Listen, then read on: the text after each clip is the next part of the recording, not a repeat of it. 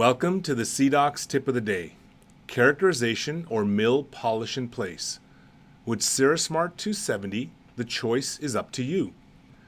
Depending upon the aesthetic needs of the patient, CERASMART 270 can either be characterized with a shading material such as OptiGlaze color or simply milled, polished in place without characterization.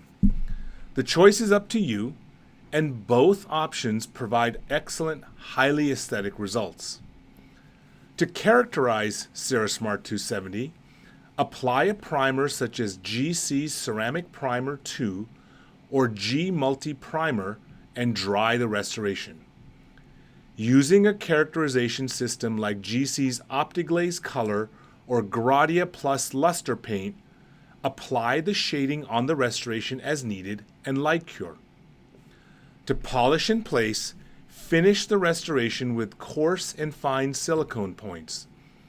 A polishing paste such as Diapolisher paste may be used to obtain the high gloss upon final polishing.